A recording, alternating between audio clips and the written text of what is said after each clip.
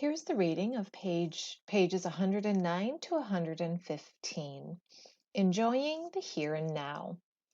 With all this emphasis on death, tombs, and mummies, you might think Egyptians were gloomy people. Actually, nothing could be further from the truth. Since they left the walls of their temples and tombs covered with the scenes of daily life, we have a glimpse of how the Egyptians lived. They worked hard and they enjoyed the here and now too. Suppose for just a minute that you live in ancient Egypt and you had the good luck to be born into a well to do family. Today is a holiday. How do you think you might spend it? Maybe you'll go on a family outing. How about a sail on the Nile? You can have a floating picnic and then swim in the river. But watch out for the crocodiles. While you're there, maybe you'll see a water tournament. Two teams of boats filled with men holding long poles, all trying to knock each other into the river.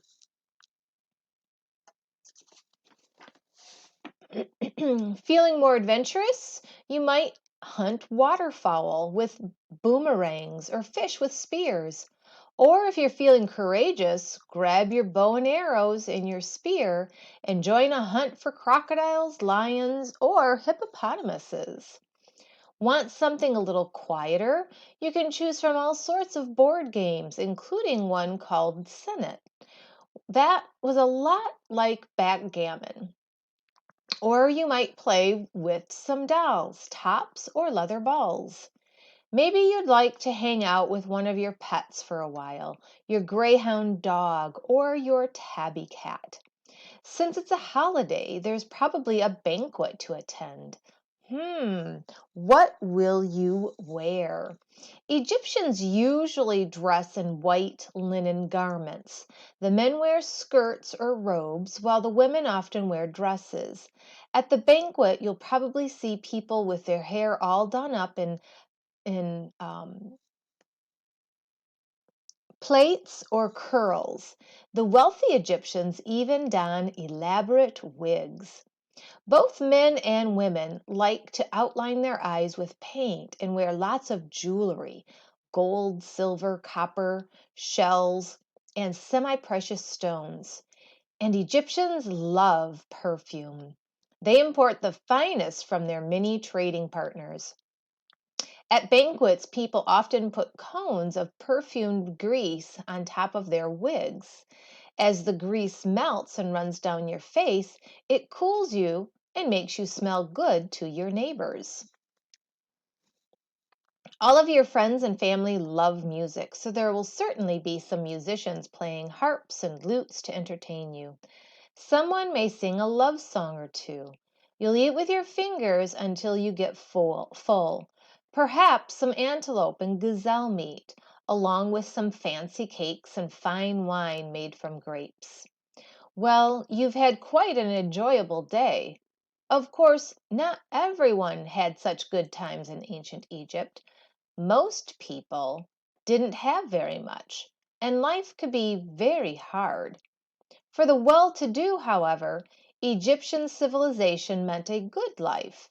No wonder they wanted to take it all with them into the next world. A pharaoh leaves her mark on history. Most of the rulers of ancient Egypt were men, but not all. There were four female pharaohs. One of them was named Hatshepsut. She ruled Egypt for 15 years, from 1473 to 1458 BC. She was a powerful, energetic queen who liked to tackle big projects. She knew well that the many pharaohs before her had left their mark on the face of Egypt. Zoser with his step pyramid at Saqqara, Khufu with his great pyramid at Giza. As you'll see, Queen Hatshepsut was not one to be left behind. She found a first-rate architect named Sinmut and put him to work in her capital city of Thebes. Here is a story about how Hatshepsut left her mark on history. Hatshepsut builds a temple. And this is the temple right here. The first glimpse always left her breathless. Queen Hatshepsut stood before the limestone cliff, gazing at her temple. It shimmered like a mirage. 3 wide and graceful terraces rose from the sand, supported by hundreds of columns, their pale yellow stones mirroring Egypt's desert sands. "It might have grown there on its own," she murmured. "But your Majesty—" She turned. Behind her on the path stood Sinmut, with a look of shock spread across his face. He flushed under her steady gaze, his eyes dropping to his leather sandals. Hatshepsut smiled. "Dear Sinmut," she said, "I did not mean that literally. Surely you cannot imagine I've forgotten your superb work as an architect and overseer." She looked pointedly at the many gold necklaces draped over his fine linen tunic, signs of her royal favor. Wordlessly, Sinmut bowed. "Nor do I forget the labors of the common people." A faint shout echoed up. Down in the valley, dozens of men strained together at the ropes of a sled carrying a single giant block of stone. Her gaze moved eastward toward the river Nile. In the midst of its yearly flood, she frowned. "I only hope they will complete their work before the Nile recedes, when they must return to their fields." "You are Pharaoh, God on earth. The people live only to serve you." "Then they must eat to live, so they may go on serving me." But she was smiling again. "Come, let us see how the building progresses." Sinmut followed the queen down the path. At the foot of the temple stood recently planted rows of small, prickly trees. Hatshepsut paused to inhale their spicy scent. "Some day my priests will burn incense made from the sap of these trees. The gods will be pleased. I will be pleased. No longer will the gold of Egypt pass out into the hands of foreign traders," said Hatshepsut, "and all will remember it was I who brought the precious trees here from the far-off land of Punt." She glanced at Senmut. "How is that carving coming along?" He bowed again, sweeping his arm toward the temple. "If your Majesty wishes." They found a team of skilled masons hard at work, chiseling pictures and hieroglyphics into the white stone walls. As the queen approached, the craftsmen dropped their tools and fell to their knees, pressing their noses to the ground. Hatshepsut motioned them to rise. Curiously, she scanned the walls. "Ah, yes, this shows my fleet ready to sail from Thebes, with 30 brave and hardy sailors on each ship." She ran a finger across a raised carving of a very fat woman standing next to a donkey. "And here is the Queen of Punt, twice my size and half my ability. Ah, but what a kingdom she has," she laughed, smoothing her tunic over her own slim hips. "A glorious expedition," agreed Senmut. "To send Egyptian ships hundreds of miles south to the very ends of the earth, perhaps never to return." But they did return, and it had been the greatest moment of her reign. Never would she forget the cheers of the crowd as the triumphant sailors paraded through the streets of Thebes with their exotic treasures: ebony and ivory, gold, incense trees, leopard skins, and apes.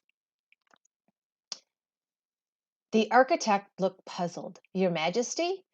"Apes," she repeated. "Be sure the stonemasons do not forget the apes and monkeys. I adore the funny creatures." A small gesture from Senmut brought a servant scurrying to his side with papyrus, pigment pot, and brush. "Apes," he scribbled in heretic script. the squiggly symbols used for writing quickly. Later, a lesser scribe would translate his notes into proper hieroglyphics for the carvers to copy. Hatshepsut moved on, and Senmut followed. Above their heads, a sculptor knelt on a scaffolding, carving an enormous stone image of the queen. Lovely, said Senmut, nearly as lovely as the original. With her jeweled collar, red-tinted lips, and glittery gray-rimmed eyelids, she was indeed beautiful, the envy of all the ladies of the court. But Hatshepsut was shaking her head. Something is missing. I haven't painted the eyes in yet, the sculptor said. No, she crossed her arms and stared up at the statue. The beard, you must show me with the false beard and crown. Otherwise, future generations might doubt I was truly God King of all Egypt. She sighed. It was a constant battle, making people understand a woman was Pharaoh. And where was Punt? No one knows for sure where the kingdom of Punt was located. Some historians believe it was in modern day Eritrea. Wherever its exact locations, historians agree that Punt must have been on or near the coast of the Red Sea.